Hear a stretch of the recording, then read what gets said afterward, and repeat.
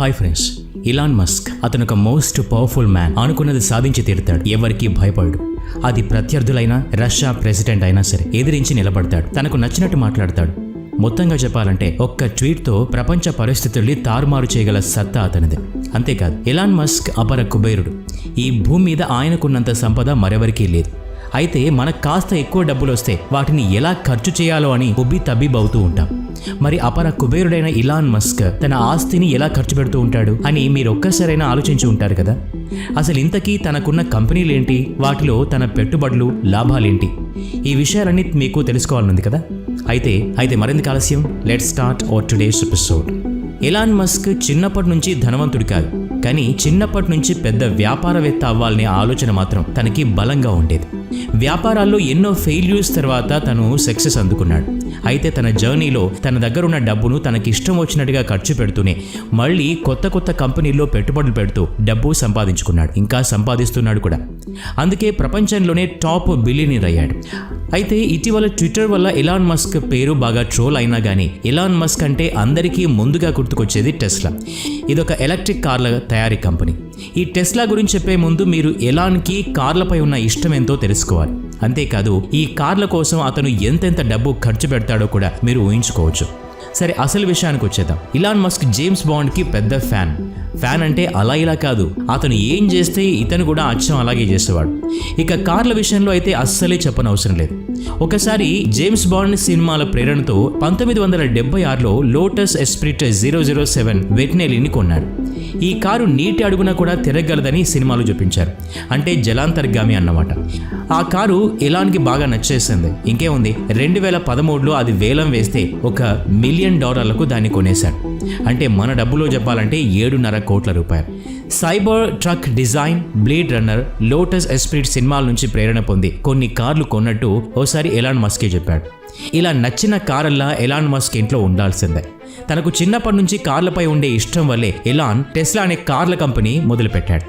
ఈ కంపెనీలో తయారైన Musk X SUV, Cybertruck, Roadster కార్లతో పాటు ఖరీదైన కార్లు కూడా ఎలాన్ దగ్గర ఉన్నాయి. 2012 ఫోర్చే 911 టర్బో అంటే ఇలాన్ మస్క్కి చాలా ఇష్టం.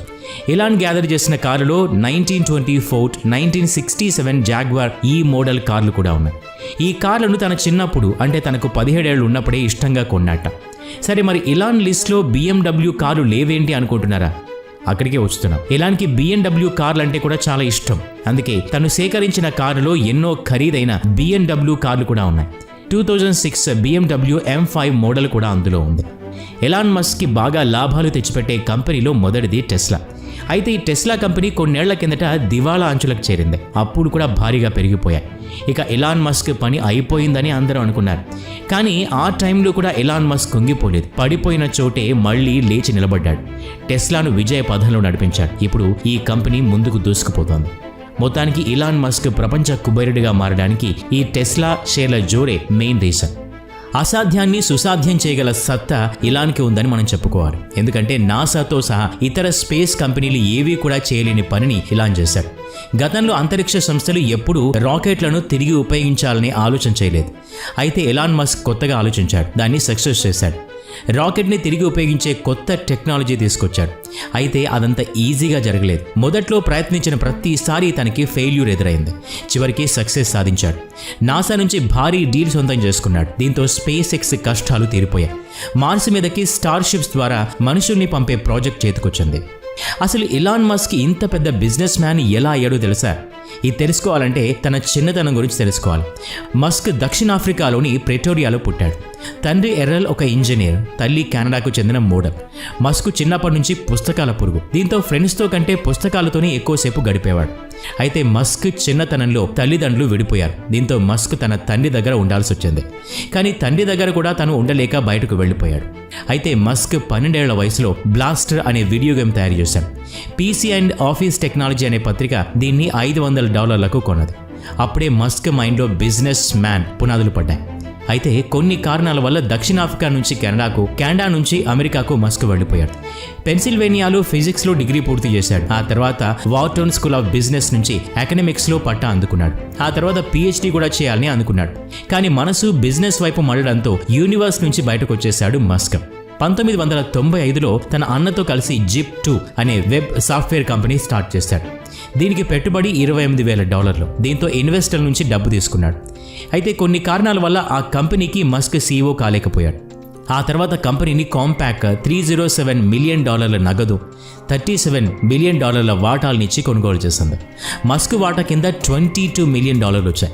చిన్న వయసులోనే ఎలాన్కి ఇది భారీ విజయం. ఈ విజయంతో $10 మిలియన్ X.com అనే ఆన్లైన్ బ్యాంకింగ్ సర్వీస్ కంపెనీని స్టార్ట్ చేశాడు. వ్యాపారంలో బాగా రాటుదేలిన ఎలాన్ దీన్ని పేపాల్కి అమ్మేశాడు. ఒప్పందంలో భాగంగా పేపాల్కు సీఈఓ అయ్యాడు. ఆ తర్వాత పేపాల్ను ఈబే కొంది. దీంతో అప్పటికే వాటాదారుగా ఉన్న మస్క్కి $165 మిలియన్ అందాయి. పేపాల్ను అమ్మే ముందు ఎలాన్ మార్స్ ఒయాసిస్ అనే ప్రాజెక్ట్కి ప్రాణం పోశాడు. అదే అంగారకుడిపై మానవ జీవనాన్ని సక్సెస్ చేసే గ్రీన్ హౌస్ నిర్మాణం ప్రాజెక్ట్. మరి అంగారకుడిపైకి వెళ్లాలంటే రాకెట్లు అవసరం. దీంతో ఖండాంతర క్షిపణుల్ని కొనేందుకు రష్యాకు వెళ్ళాడు. అయితే అక్కడ రాకెట్లను కొనాలంటే ఎక్కువ మొత్తం అవసరం. దీంతో సొంతంగానే తయారు చేసుకుంటామని చెప్పి వెనక్కి వచ్చేశాడు. అప్పుడు ఆయన మైండ్లో ఉన్న ఛాలెంజ్లు రెండే. ఒకటి, ఎలాగైనా అంగారకుడిని చేరుకోవాలి. 2, దానికోసం రాకెట్లను తక్కువ ధరకు తయారు చేయాలి. అనుకున్నది సాధించడమే ఎలాన్ పని కదా. అందుకే $100 మిలియన్ పెట్టుబడి పెట్టి 2002లో స్పేస్ ఎక్స్ను ప్రారంభించాడు ఎలాన్. దీనికి నాసా కూడా సాయం చేసింది. అయితే మొదట్లో చాలాసార్లు వీటి ప్రయోగాల్లో ఫెయిల్ అయ్యాడు. చివరికి 2008 సెప్టెంబర్లో ఫాల్కన్ 1 అనే రాకెట్ను ప్రయోగించడంతో అది సక్సెస్ అయింది. దీంతో అదే సంవత్సరం నాసా ఒక పెద్ద భారీ ప్రాజెక్ట్ని ఎలాన్కి అందించింది. మళ్లీ ఉపయోగించడానికి అవకాశం ఉన్న రాకెట్లను ప్రయోగించడం, సక్సెస్ పొందడం ప్రారంభించింది స్పేస్ ఎక్స్. ప్రైవేట్ రంగంలో అతిపెద్ద రాకెట్ ఇంజన్ల తయారీ సంస్థగా స్పేస్ ఎక్స్ అవతరించింది. ప్రపంచంలోనే అత్యంత శక్తివంతమైన రాకెట్ను కూడా ఇటీవలే స్పేస్ ఎక్స్ లాంచ్ చేసింది. ఈ రాకెట్ల ద్వారా టెస్లాకు చెందిన ఒక కార్ను కూడా స్పేస్లోకి పంపారు. అంతేకాదు ఎలాన్కు ముందు చూపు చాలా ఎక్కువ. Sustainable energy, AI, space, transactions వంటి విభాగాలపై ఎలాన్ ఫోకస్ చేశాడు. అందుకే గిగా ఫ్యాక్టరీలు, boring company, hyper loop, open AI creations, solar city కొనుగోలు, న్యూరలింక్ వంటి కంపెనీల్ని ఏర్పాటు చేశారు. అంటే భవిష్యత్తులో మనుషులకు ఏ రంగాల్లో ఎక్కువగా అవసరం ఉందో వాటిని ముందే గుర్తించి ఎలాన్ మస్క్ ఆయా రంగాల్లో దూసుకుపోతూ ఉన్నాడు. ఎప్పటికప్పుడు కొత్త కంపెనీలో పెట్టుబడులు పెడుతూ భారీగా ఖర్చు చేస్తూ ఉన్నాడు. ఇప్పుడు వరల్డ్ బిలియనీర్స్లో టాప్ ప్లేస్లో ఉన్నాడు ఎలాన్. ఎలాన్ సంపద ప్రతి ఏటా పెరుగుతూనే వెళుతోంది. ట్విట్టర్ కొన్న తర్వాత కొంత డల్ అయినా ఆ తర్వాత టెస్లా షేర్లు పుంజుకున్నాయి. ఎలాన్ తన వ్యక్తిగత సంపదలో 71% వాటా టెస్లా షేర్లదే. ఈ ఏడాదిలో ఇప్పటి వరకు టెస్లా షేర్లు 66% పెరిగాయి. దీంతో ఎలాన్ సంపద $55.3 బిలియన్ పెరిగి ప్రస్తుతం $192.3 బిలియన్ చేరుకుంది. దాంతో ప్రపంచంలోనే టాప్ బిలియనీర్ అయ్యారు ఎలాన్ మస్క్. చాలా గ్రేట్ కదా. ఈ వీడియో నచ్చినట్లయితే లైక్ చేయండి, షేర్ చేయండి. ఇలాంటి మరిన్ని వీడియోస్ కోసం ఈ ఛానల్కి సబ్స్క్రైబ్ చేసుకుని బెల్ ఐకాన్ మీద క్లిక్ చేయండి. నెక్స్ట్ వీడియోలో మళ్ళీ కలుద్దాం. Thanks for watching.